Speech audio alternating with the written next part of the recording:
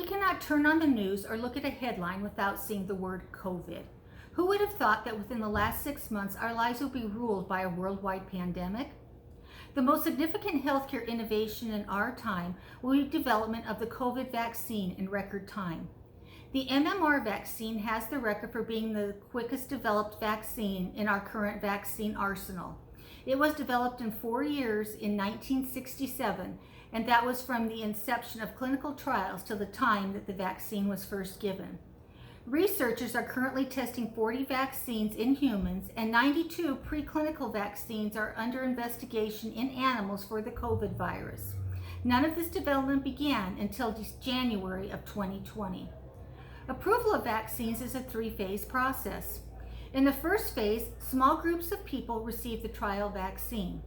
In the second phase, the study is expanded to include the population the researchers are developing the vaccine for. The COVID vaccine is currently being developed for those 18 and over. In the third phase, thousands of people are given the vaccine and it is tested for efficacy and safety. 3 vaccines are in this stage in the US. On July 27th, Moderna and Pfizer began to enroll subjects, and AstraZeneca began on August the 31st. In this phase, all volunteers must be 18 years and older. They're randomly assigned to a vaccine and a placebo group. It is a blind assignment, meaning that the site and participant do not know who has been vaccinated and who hasn't. The participants receive the initial vaccine and then a booster in 28 days. A phase 1-2 study published in July reported that about 60% of the 1,000 participants given the vaccine experienced side effects from the AstraZeneca vaccine.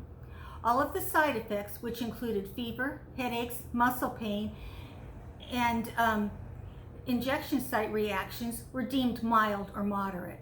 Side effects reported subsided during the study.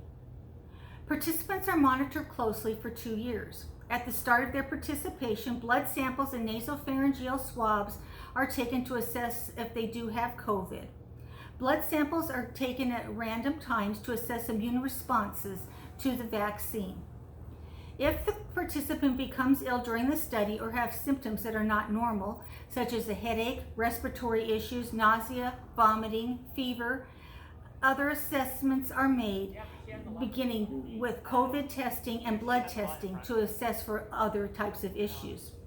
During the past 2 weeks, Pfizer and Moderna both had their studies interrupted due to participants suffering a spinal type of issue. The studies have since been restarted and the subjects are now being registered into the study. The FDA stated that at least 50% of vaccinated people in the United States must be protected to consider the COVID vaccine to be effective. The U.S. has a goal to have approval by January of 2021.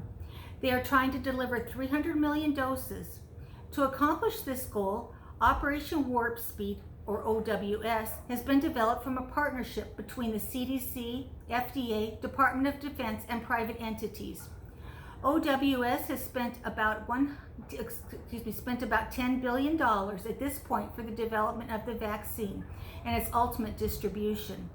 Companies received monies as determined from their manufacturing reliability and the ability to produce large amounts of vaccine quickly and efficiently, and that they have the infrastructure to be able to meet the goals. OWS is tasked with coordinating governmental support and accelerating the vaccine development. Protocols are being developed that all the manufacturers are using rather than each company having its own protocols for its studies. The hope is that the vaccines will develop on the same timelines and testing will be comparable. Safety is the optimal goal. Per Dr. Anthony Fauci, safe and effective vaccines will be essential for meeting the global needs for the worldwide protection against COVID-19. Positive results from clinical research have showed early promise in the early stage trials. The government is assisting with the manufacturing products. Monies are being risked to make the companies be able to ramp up by January 2021.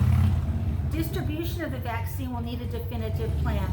Allocations will be adjusted based on the needs of essential workers and healthcare workers. Data from the initial outbreak of COVID will be used to determine who and where the first doses will be distributed.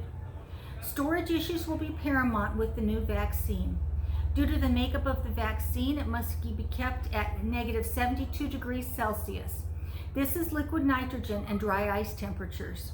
Freezers and procedures to prevent burns from temperature will need to be developed for all people that are distributing the vaccine. Dr. Fauci has stated it's a combination of how effective a vaccine is and how many people use it. If you have a vaccine that is highly effective and not enough people get vaccinated, you're not going to realize the full important effect of having a vaccine. The government and its partners are working towards developing an effective vaccine in record time to bring our lives back to normal, or our new normal.